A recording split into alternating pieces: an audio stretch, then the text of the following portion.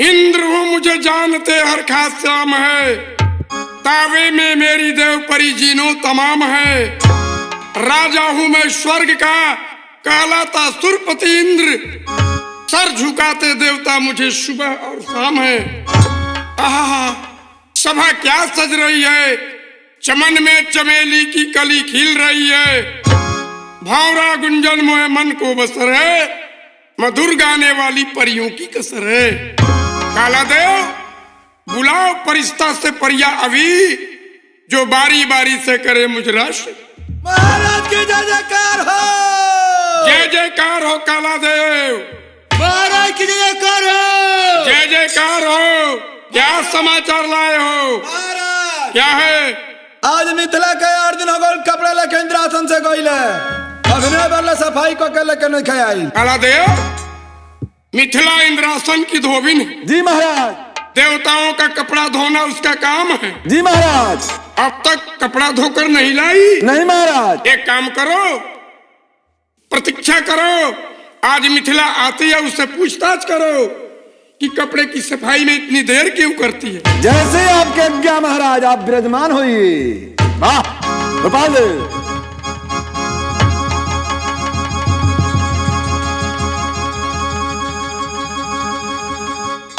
सलाम हजूर। सलाम का बच्ची, जब तक जाना तरह के एक दिन का पड़वा मिलल बा,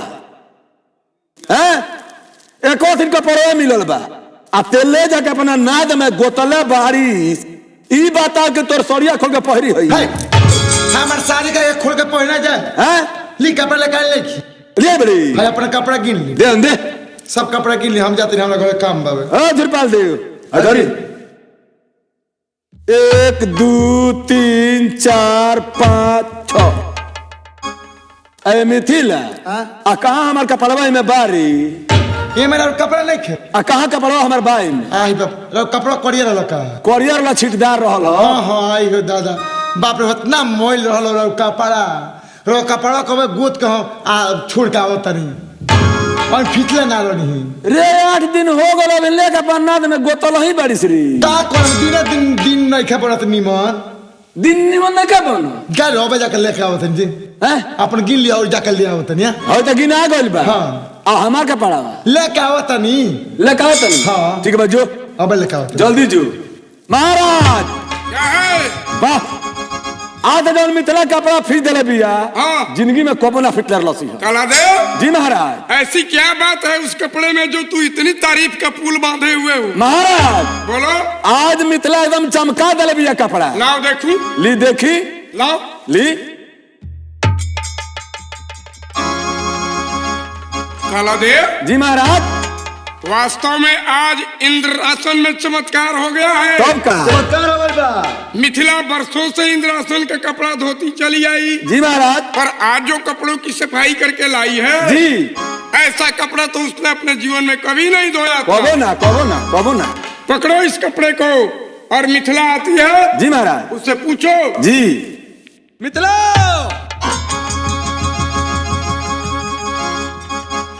का बात बहाजूर? तोरा से बात पूछी? पूछी किसी दे नानू बबरोगा बात पर हम भला खिसवाए नु कोई ए मिथिला, जाना नादवा में कपड़ावा गोतेली। हाँ, उ नादवा खंघारे लिसनारी। बालरवा बानी जी, मन बेखंगले ना दो बका जी, हम तो अपन नादवा इतना सुंदर धो माज के रखी ले, जो मैं बैठ रहा दाल भात सब्जी खा ले। बाप रे बाप, छी छी छी रे, वही में लीद गोतला रे, वही में हम दाल भात सब्जी खाए। मैं इतना साफ सुथरा से रखी ले रहा नादवा। हाँ, और नादवा साफ रखतीस तो सारा तोरा नाद के काई है कपड़ा में लगल बरी। हे भगवान, अरे काई ना हो जी, वो तार गोटा हकुली राशि पोशाक हवे है, तार गोटा है। हाँ, है राशि पोशाक है। हाँ, हम कोई तेरा नाद में के काई हो। महाराज हाँ। मिथिला आई है, बात कीजिए। महाराज की जीव के जय जयकार। जय जयकार हो मिथिला। ये सरकार कौन ऐसा गलती भूल गए? काला देव जी हमने कितना डांटा था। मिथिला, मैं तुमसे कुछ पूछना चाहता हूँ। पूछी। तुम तो इंद्रासन की धोबिन हो, बरसों से इंद्रासन का कपड़ा धोती चली आई जी। पर एक बात बताओ मिथिला, आज जो तू कपड़ों की सफाई करके आई हो, ऐसा कपड़ा तो तू अपने जीवन में कभी नहीं धोई थी। इसका क्या वजह है, क्या कारण है? ए सरकार, हमरा से झूठ ना बोले, सत्य बोलो। हाँ सही बोलो तनी। ई कपड़ा हमार धोला है। किसने धोया है? एगो हमरा बहन के बेटी आयल बिया, चल गए घटिया पर लोगे पूछे कि ये मौसी ये इतना सुंदर सुंदर कपड़ा कैसन हो। अब जीव हमार नाम मन में कह दिन कि ये बेटी इंद्रासन के इंद्र भगवान के कपड़ा होते हो, तब उनके कपड़ा हो। लगवे छौड़ी निहोरा कर कि ये मौसी तन दे भगवान के सेवा करे के मौका हमरो मिल जा, अपना हाथ में तन कपड़ा धो दी। अब का करो, हमार जीव नाम मनवे कपड़ा दे दे धोए के जाए दे, खराब हो ली अब हमरा कपड़ा फिर धो के लेकर होते बने। अब मैं समझ गया कि आज जो कपड़ा तू साफ करके लाई है जी, ये तुम्हारा काम नहीं है, तुम्हारी बहन की बेटी धोई है। हाँ हाँ मिथिला, हाँ? रे तो इतना दिन अपना हाथे धो ली हो, अब तो नौकर से करवावत रे। यहाँ का बोली नीमन ना ललत ना, नौकर है हमरा बहन के बेटी है तो नौकर। कैसी बातें करता है तू? हम कहें कि नौकर से करवावती। अपनी बेटी और बहन की बेटी में कोई अंतर नहीं होता। अच्छा, वो इसकी बहन की बेटी है, इसकी भी बेटी हुई। हाँ हाँ हाँ।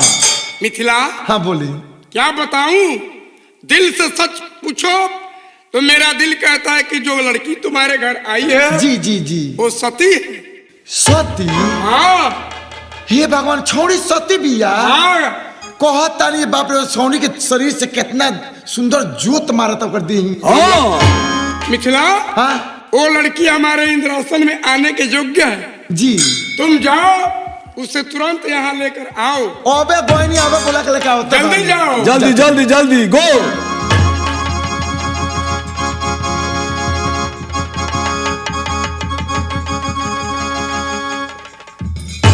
बेटी मौसी, ये बेटी का देखा, हो?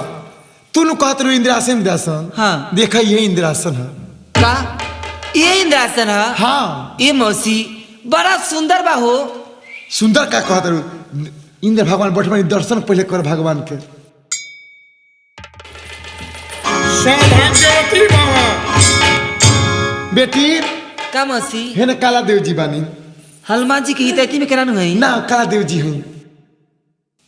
राम राम काला देव जी। अरे गदाई रहो, फुलाई रहो।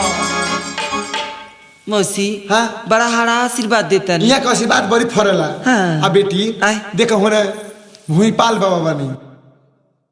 जय श्री राम भोपाल बाबा। जिया जिया जिया आसमान बेटी का मौसी, देवता मुझसे भेंट मुलाकात के करो।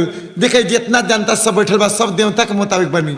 हाथ जोड़ के प्रणाम करो, आशीर्वाद लो। हम जो काम करो, हम जाते नहीं परी लोक में। जा हम परी लोग के कपड़ा लेके आइले तब चले जाए। जा मौसी।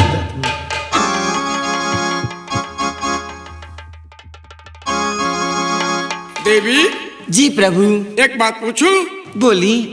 तुम तो मृतलोक से आई हो, हाँ प्रभु। लोक की रहने वाली हो। जी प्रभु। आज जो इंद्रासन का कपड़ा तुम्हारी मौसी धोकर लाई थी, उस कपड़ों की सफाई तुमने की है? हाँ प्रभु, हम अपना हाथे से वो कपड़ा धोले रही। तुमने किया है? जी प्रभु। आज मैं तुम पे अति प्रसन्न हूँ देवी। इस खुशी में मैं तुम्हें कुछ इनाम देना चाहता हूँ, साथ साथ वरदान देना चाहता हूँ, परंतु थोड़ा समय है, आसन ग्रहण करो। इंद्रासन में नित्य प्रतिदिन यहाँ परियों का नृत्य होता है। नृत्य देखो, सुबह होने के बाद मैं तुम्हारी विदाई कर दूंगा। प्रभु बोलो। इंद्रासन में परी के नृत्य रोज देखिले। हाँ? का कहियो मृत लोग के नृत्य दिखले बानी? हाँ? मृतलोक में भी नृत्य होता है? जी प्रभु। तुम नृत्य जानती हो? हाँ प्रभु। भजन वगैरह जानती हो? जी प्रभु। देवी, आज हम परियों का नृत्य स्थगित करते हैं। एक काम करो, तुम अपना नृत्य प्रस्तुत करो और अपने मुखार बिंद से कोई सुंदर सा भजन सुनाओ। प्रभु आसन ग्रहण करी, हम रोक भजन चलो सुनाओ। शुरू हो जाओ। काला देव जी। जी बोली। भोपाल बाबा, हाँ जी। आज रवा लोग के हमार साथ देवे के बा, हमरा संगे नाचे गावे के बा। एकदम नाचब जा, गायब जा। रोआ संगई संगई बन जा, संगई संगई चलल जा। एक नदी के तीरे जाता रहनी धीरे हो धीरे। क्या बात रहा? एक नदी के तीरे जाता रहनी धीरे हो धीरे। ओ हम आखी देखनी, ओ हम आखी देखनी सुंदर शरीरिया अगिया में जरेला होरा। हम आखी देखनी सुंदर शरीरिया अगिया में जरेला होरा।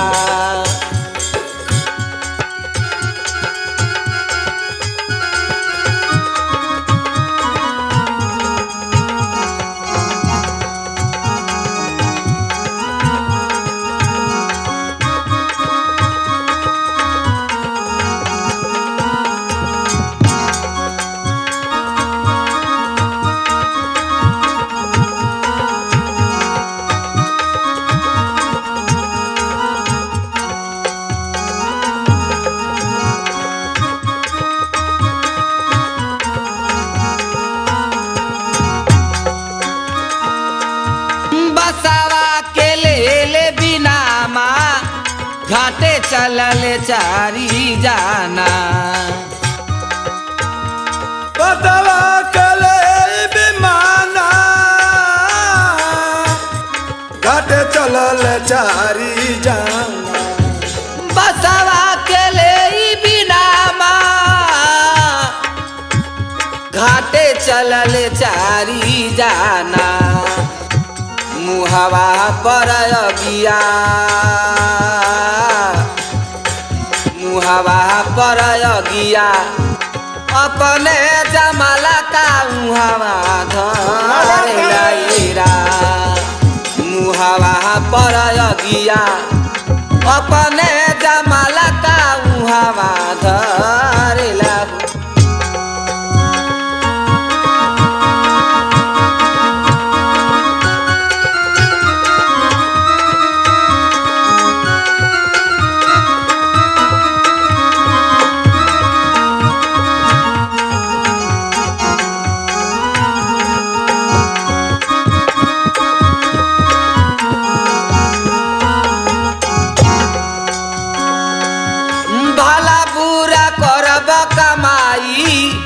जेही लागी कइल ए भाई, भला बुरा करम कमाई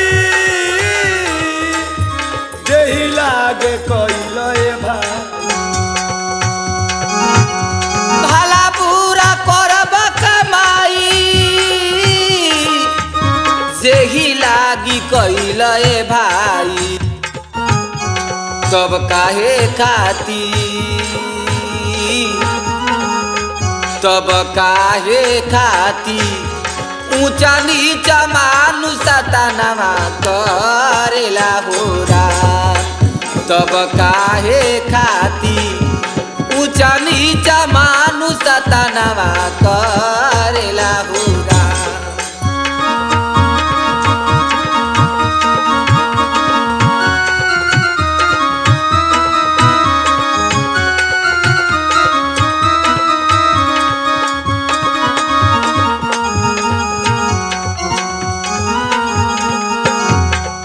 नीच मानुष तनवा करेला हो।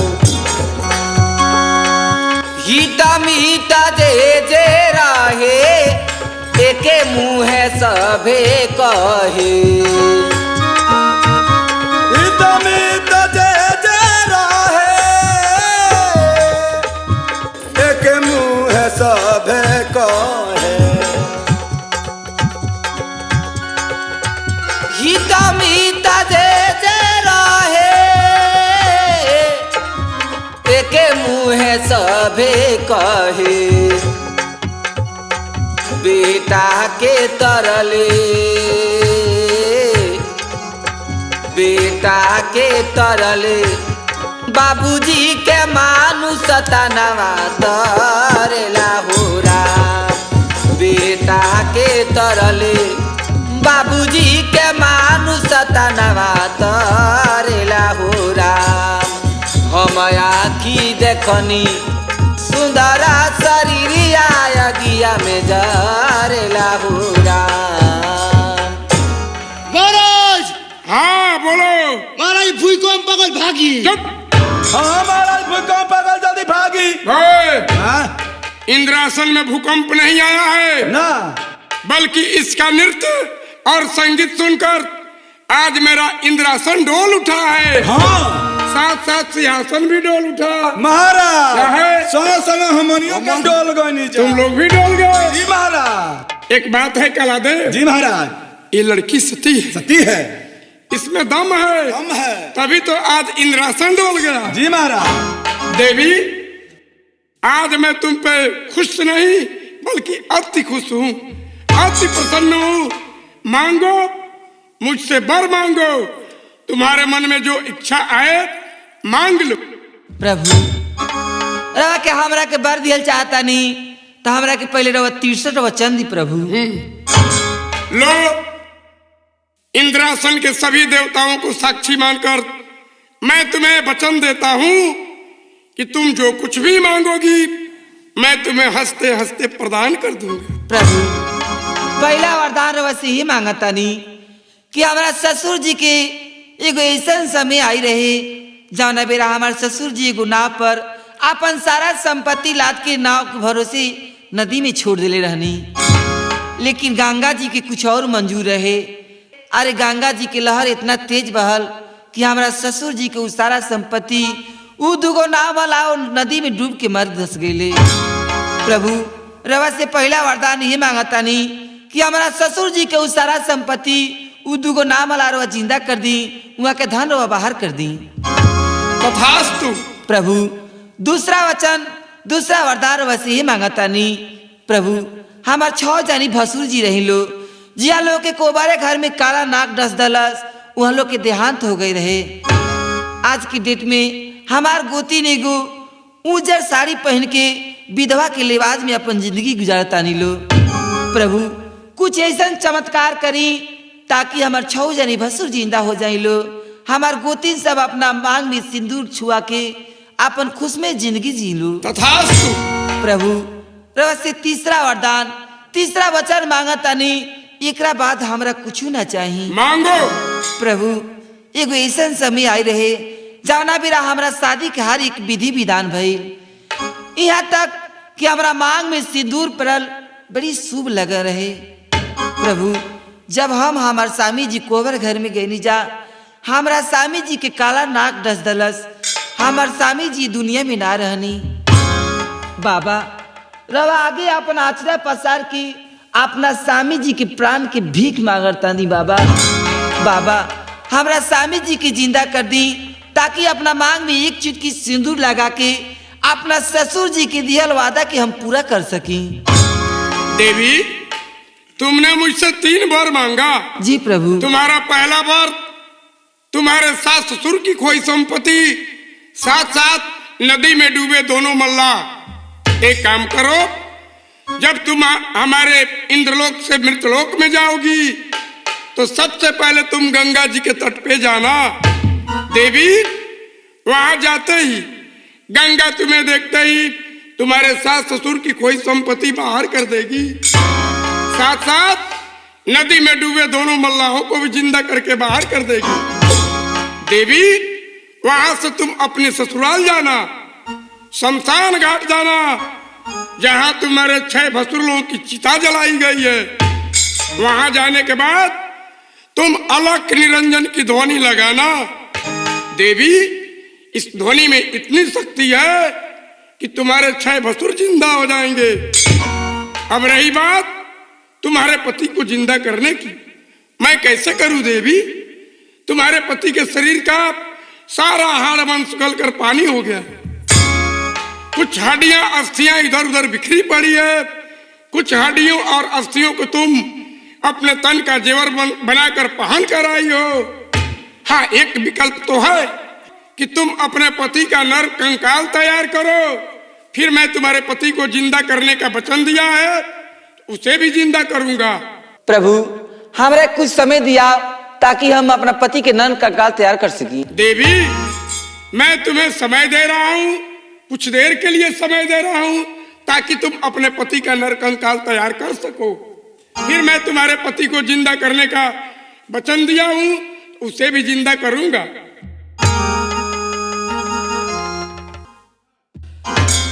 पूर्व से फूटली किरनियानु हो जागा भोरे भैले माई।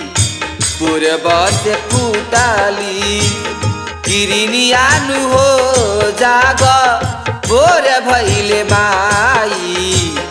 तोहके जगावेली मलिनियानु हो जागा भोर भैले माई।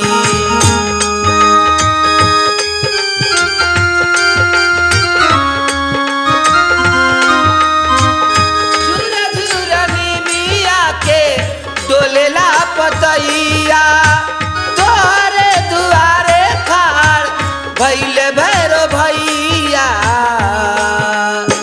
छुए चाहे तहरो चरनियानु हो जाग भोर भैले बाई।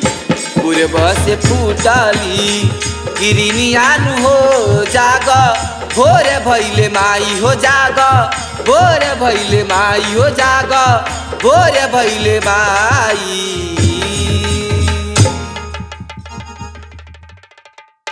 प्रभु, हम अपना पति के नर कंकाल तैयार कर दहनी। देवी, तुम अपने पति का नर कंकाल तैयार कर चुकी हो? जी प्रभु।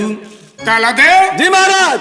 चलो इसके पति के मृत शरीर पे अपना साया फैलाओ ताकि उसमें रक्त और मांस का संचार हो जाए। आओ।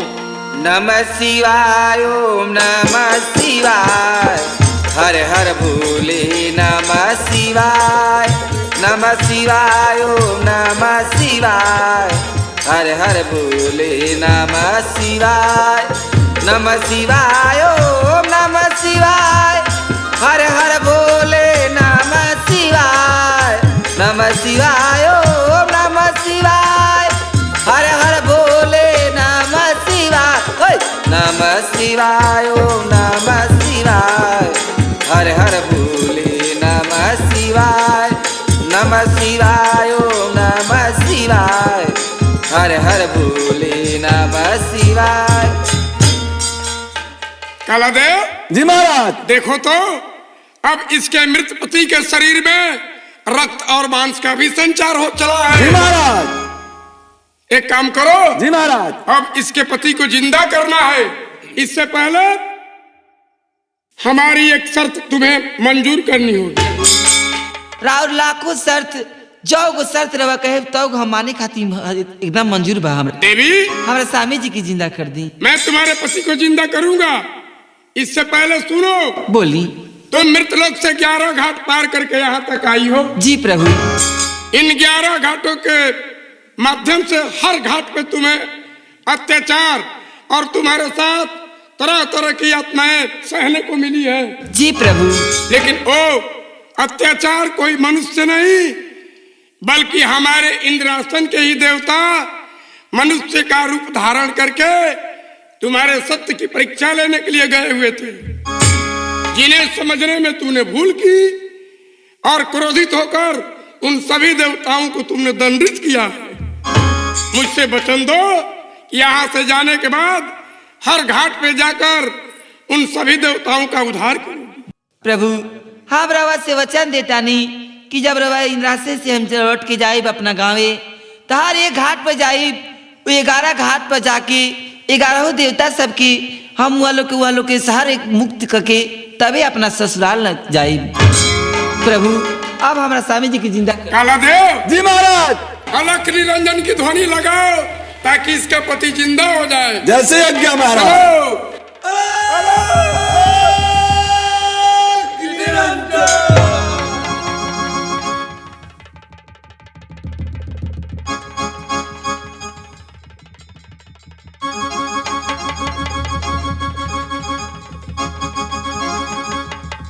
कौन मुझे जिंदा किया?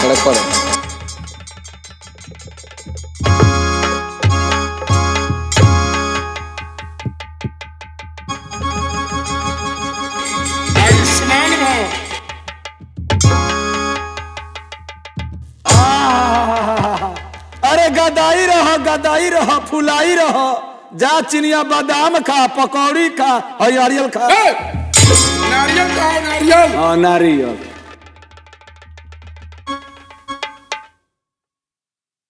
देवी, अब तुम्हारा पति जिंदा हो गया। अब तुम यहां से अपने मृतलोक को जाओ। मेहरबान दोस्तों, एक नारी होकर मृतलोक से 11 घाट पार करके आई। इन 11 घाटों पर इन्हें तरह तरह की यातनाएं, तरह तरह की दुखों का सामना करने को मिला। फिर भी अपना कदम पीछे नहीं हटाकर कदम आगे बढ़ाती रही। आज उसी का फल है कि यहां से अपने सास ससुर की कोई संपत्ति प्राप्त करके, नदी में डूबे दोनों मलाहों को जिंदा करके, अपने 6 भसुर को जिंदा करने के साथ साथ अपने पति को जिंदा करके यहां से मृतलोक जा रही है। तो मैं भारतवर्ष के हर नारियों से यही आग्रह करूंगा कि जो नारी अपने सास ससुर की सेवा करती है, अपने पति के वचनों के अनुकूल रहती है, वही नारी सती नारी कहलाती है। मेहरबान दोस्तों, यहाँ से इस कहानी का अंत हुआ। प्रेम से बोलिए दुर्गा महारानी की जय। जय जय रघुपति राघव राजा राम पति तपा।